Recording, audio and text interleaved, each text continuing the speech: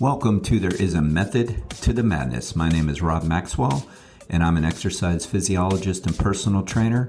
I am the owner of Maxwell's fitness programs, and I've been in business since 1994. The purpose of this podcast is to get to the real deal of what really works, and most importantly, why things work. Hence the name, There Is a Method to the Madness. Before I get to today's show, I want to thank Jonathan and Lynn Gilden of the Gilden Group at Realty Pros. They are committed to providing the highest level of customer service in home sales. Why don't you give them a shout and figure out what your home is worth? 386-451-2412.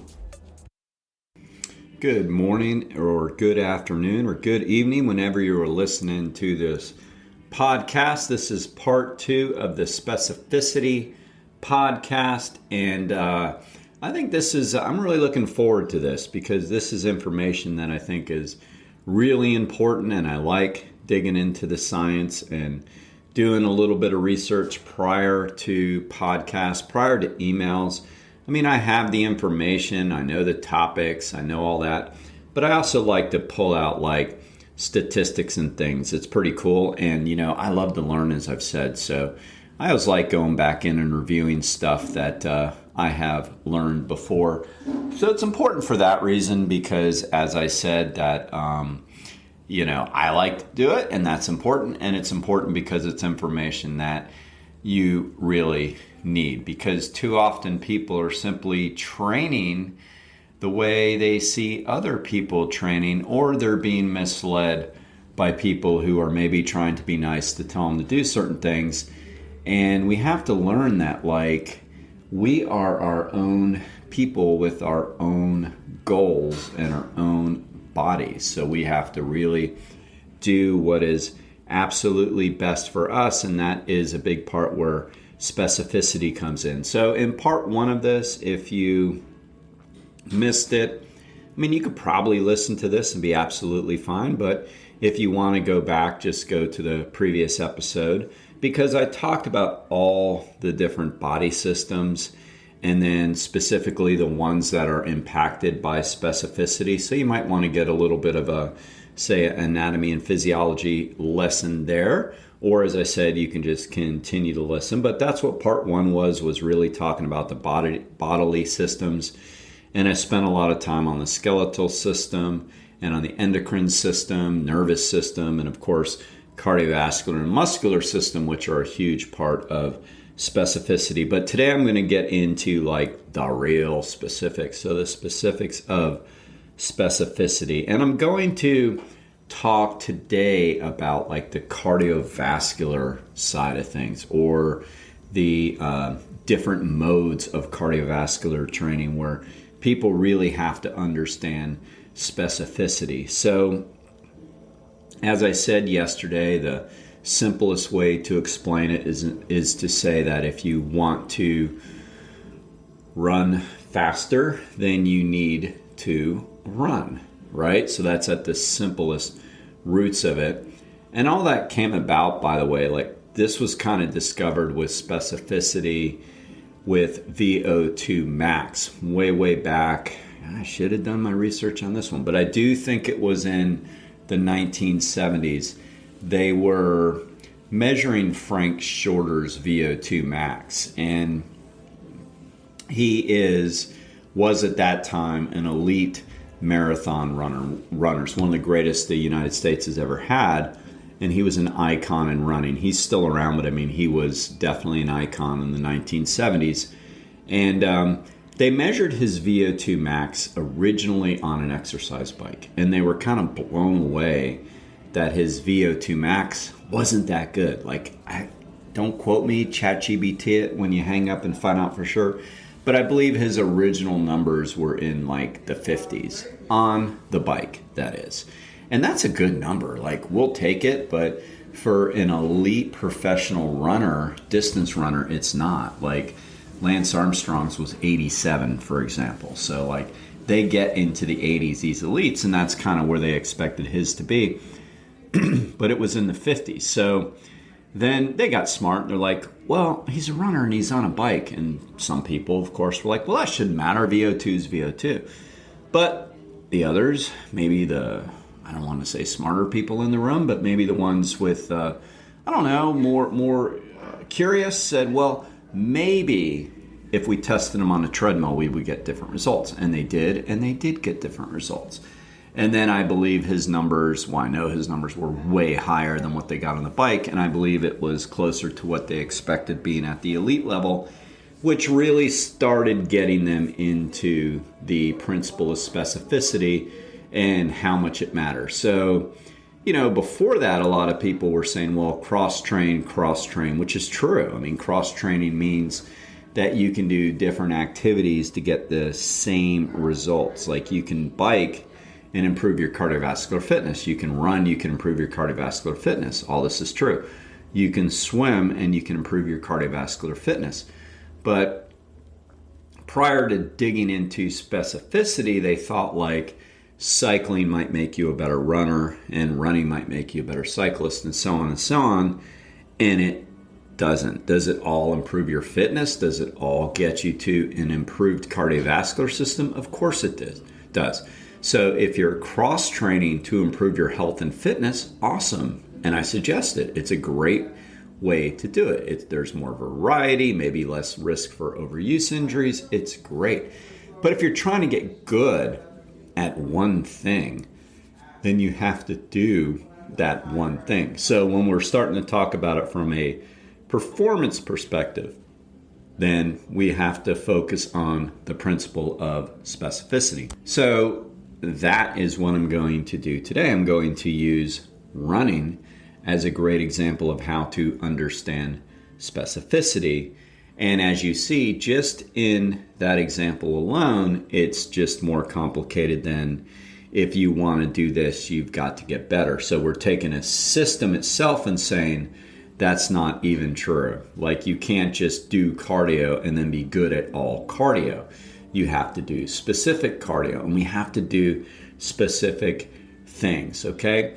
So this came up because there's a great conversation about somebody who was following somebody who was really into rucking, okay?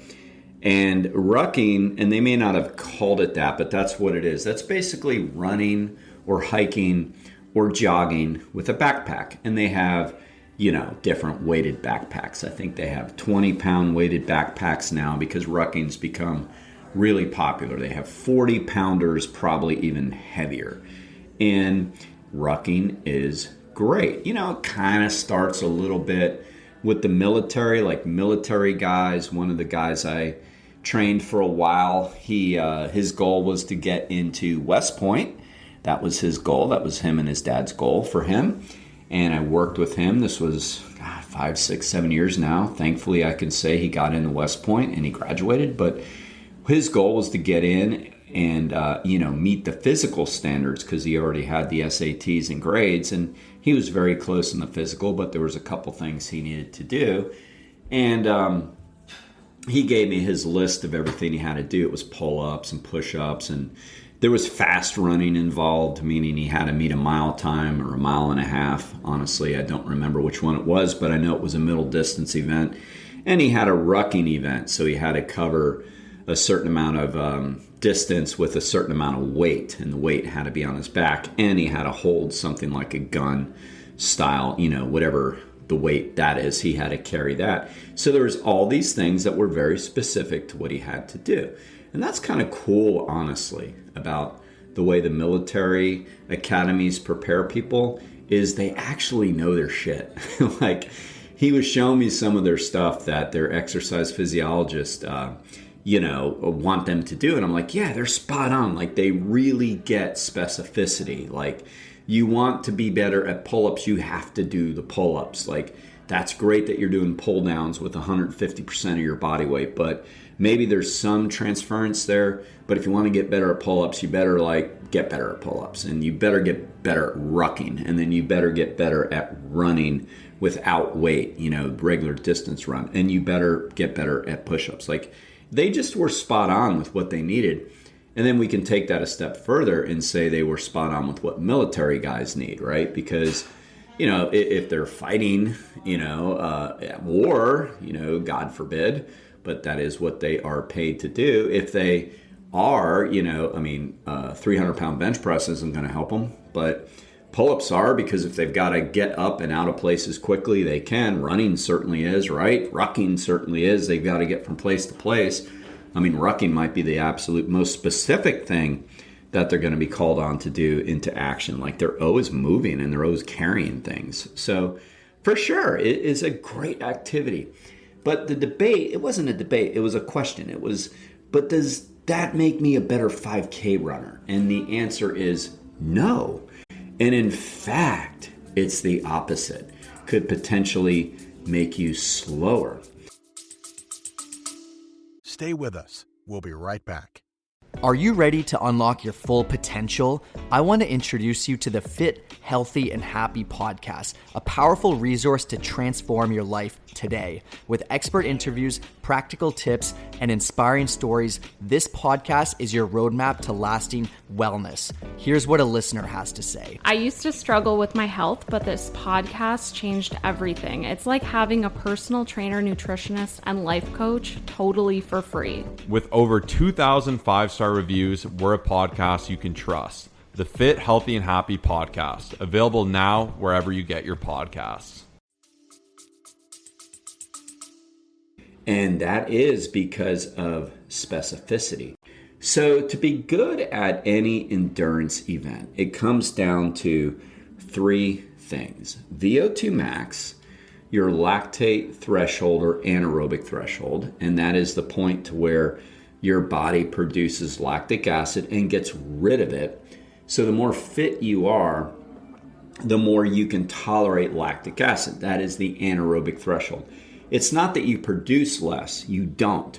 Your body gets more accustomed to getting rid of it. So that's what the lactate or anaerobic threshold is. It's called the same thing. And if you ever hear the term ventilation threshold, it's the same thing. It all means the same thing.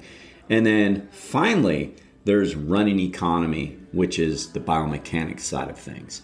So let me back up, because I think I explained OBLA very well, onset of blood lactic acid accumulation. But VO2 max is just the maximal amount of oxygen your body can produce in a minute. And it is based on your body weight. Now, sometimes people think, so if I carry more body weight, it's going to improve my VO2 max. But no, that's not it. What happens is, to improve your VO2 max, what we need to do is work at intensities close to your VO2 max. Because remember, specificity. So if your VO2 max is the maximal amount of oxygen your body can produce in a minute, then the only way to improve that is to work close to that specificity. To be a great 5K runner, or to even get better at 5Ks, then you have to improve your VO2 max. So the way to improve your VO2 max is to train close to your VO2 max. Now, what VO2 max really does then, what happens when we train close to it, is the left ventricle of your heart actually gets a little bit bigger.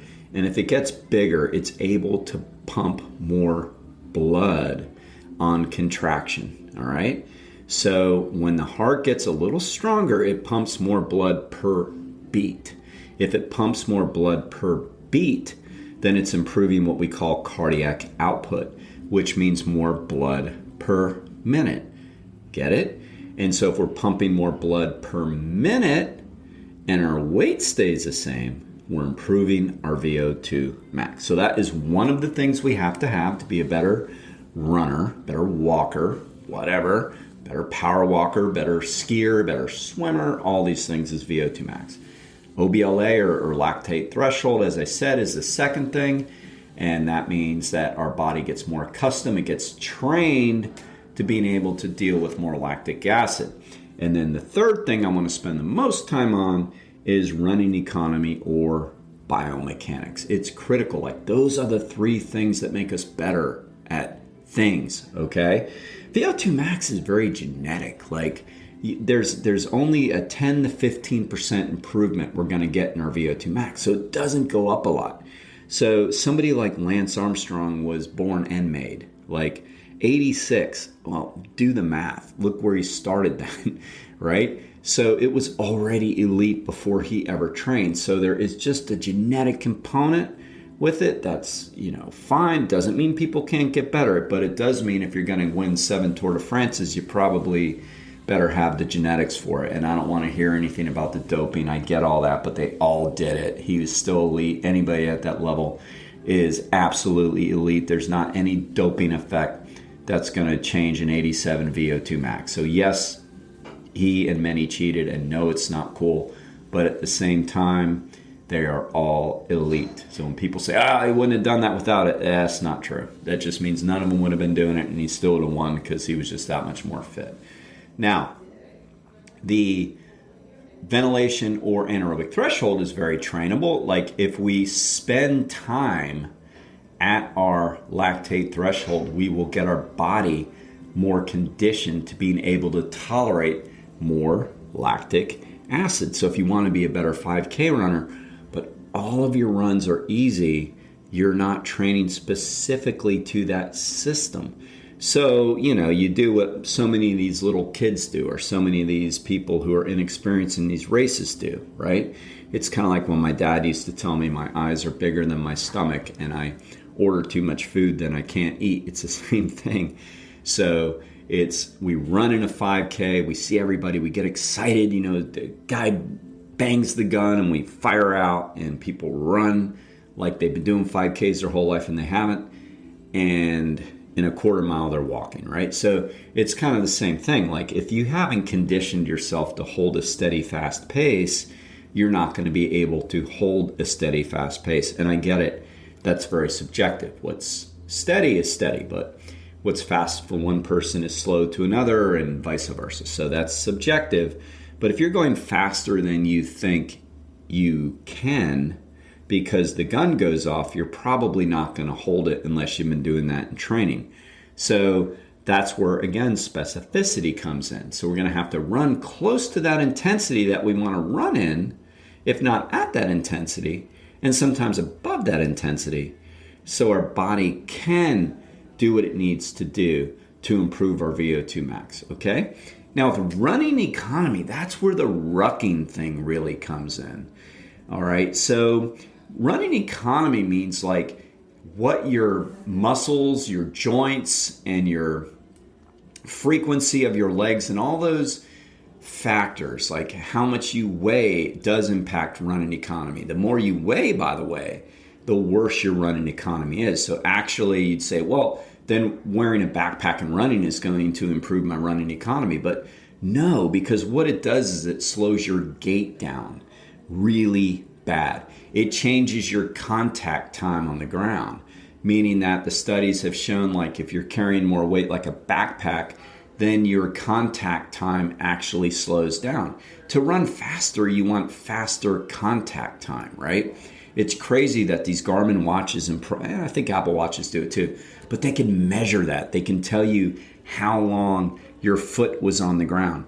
The fastest runners have the shortest amount of contact time. It's kind of like when I've coached people, and I still do some of that, but I used to do a lot of it for running. Like it's like running on hot coals. Like you have to think that in your mind, put down, pick up, put down, pick up, put down. Like it's a pat, pat, pat, pat, pat. It's not really this elongated slow motion. It's quick frequency. And that is part of running economy. Not only are you turning your legs over quicker so you can go faster, but it's actually using less quad, because the slower the ground contact time is and the longer your stride is when you're running faster, the more eccentric contraction there is when your foot lands, which means your quads are going to fatigue. So if we make the load heavier, what we're actually doing is conditioning our body to have a slower contact time, a longer stride, which is counterintuitive, but it goes against distance running, and we're training it to essentially go slower and cause more fatigue even when we take our backpack off, because the central nervous system, which I talked about yesterday, needs to be trained as well. It wants the same speed that you're going to do. And if anything, you need to learn to move quicker and not slower. When it comes to all forms of running, even slower jogging, we should learn to have a shorter stride, less ground contact time, but maybe elongate a little bit less so we slow down. The other negative thing that rucking pack does to improve your 5K, mind you, don't be sending me an email saying rucking's great, because I will 100% agree with you. It's great for rucking.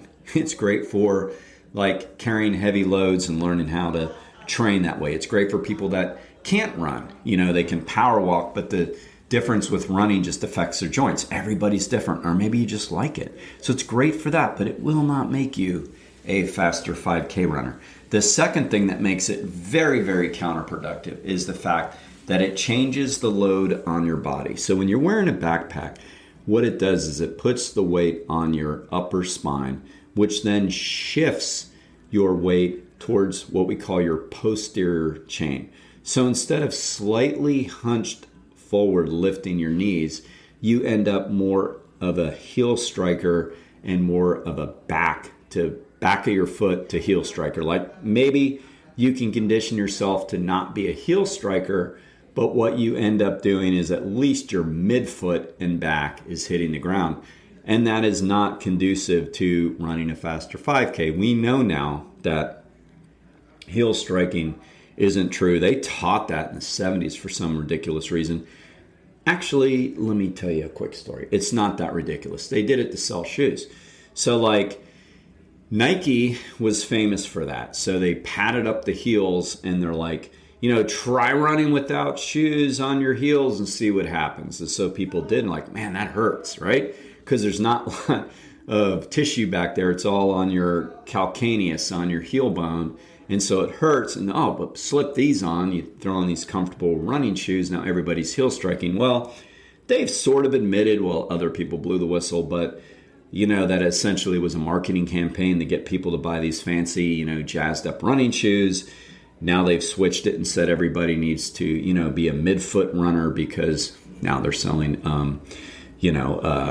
what the heck are they called? Now they are, well, the things in the bottom of the shoe that are making everybody go quicker in the middle of the night. I don't remember the word, but in any event, so anyway, don't fall for all that marketing BS. But the bottom line is that's where it all came from. We don't want you on your heel when you're running faster. Like whether you're jogging and whether you're running, whether you're sprinting, you're not supposed to be on your heel. You're supposed to be midfoot, right? Midfoot. And if you're sprinting, you're on your toes. That's just the way you're going to go faster. So it's not economical to run on your heels. You're going to cause knee pain. I mean, that's one side of it, but you're also just not going to go faster because you're really going to contract your quads, and your quads are going to give out.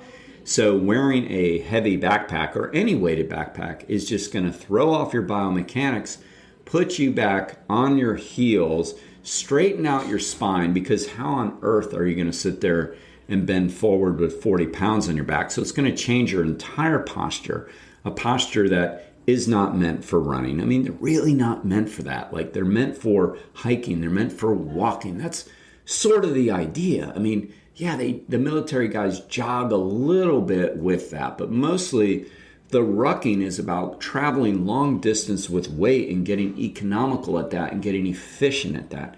They are two different things, all right? So kind of to wrap that up, what we have to remember is that when we want to run faster, and I'm not talking about the VO2 max, covered it, not talking about the anaerobic threshold, covered it, not talking about the running economy, covering it and finishing it up with this, is that it all comes down to stride rate and stride length, okay? Stride rate, how quick you're turning over, stride length, how far you get out. To run faster, they both have to improve. And each person is different in exactly which area that they're more dominant at. But the bottom line is, to get faster, we all need to increase our frequency. We know that. We're going to have a certain stride length. We're just going to have that. Again, your watches can measure that. So stride rate faster with stride length, which is already there, is going to equate to faster running. The engine is what takes you there, and the engine is your VO2 max. The lactate threshold is what keeps you there. But the one you have the most control over, which I think is so cool, which is so under-trained in the endurance world, is running economy. We can do drills to improve it. We can do drills to work on our form and know what to do with our arms, how to lift our knees, how to lift our toes, how to get quicker turnover. We can do drills to do it. And what was so funny when I was finishing up my research on this last night is that one of the drills that is recommended is the total opposite of rucking. It's running downhill. Because to increase your stride turnover, run downhill. You can't do that with a ruck, by the way. I mean, you could, but you're probably going to turn into a boulder and start rolling down the hill. I don't recommend it, but it's the opposite of what you think. You don't want to make yourself heavier. If anything, you want to make yourself lighter and work on turnover, be smooth. Like the best drills to get faster. And I think running economy is cool because we have total control over it. Like it's something that we can practice. And it's fun to practice. Like for me, when I run, I always work on that. Like certain parts of my run, even on an easy run, I'll say, wait a minute, what are you doing? Are you lifting your knees? Are you lifting your toes? Are you dorsiflexing? Like these are important things. And, one of the reasons, we all slow down as we get older, and that's okay. At least we're still going. One of the things that we lose is that running economy. And I have. I've run 5Ks in the 19s before when I was in my 40s. Well, not now, and it's going to slow down, but I can promise you one of the big things we lose that is correctable is the running economy things. We can do things in the gym, or we can do things at the track, or we can do things in the street to improve our running economy, like doing strides where we work on, say, 100 yards of just really thinking about that running on fire example where you're just like pop, pop, pop, pop, really trying to lift your feet and lifting your toes. Like we can do drills to improve how quickly we turn our legs over. As we age, we start to lose some of the fast twitch muscle fiber. So we start to lose the things that helped us move our legs quicker. We can work on those things. So if you want to improve your running, all right, any sport, but running, this one's very specific to that. It's not about rucking and putting on heavy weights. It's about thinking about specificity and doing the exact motions you should be doing to make yourself faster. All right? Hope that helps. Please share this with other people, and I will see you next time. Thank you for listening to today's program. I ask you to please follow the show wherever you get your podcasts. And please select automatic download because that really helps the show. Now I want to thank Overhead Door of Daytona Beach, the area's premier garage door company. They have the best product. They have the best service. I personally vouch for Jeff and Zach Hawk, the owners. They are great people with a great company. If you have any garage door needs, please give them a shout at 386-222-3165.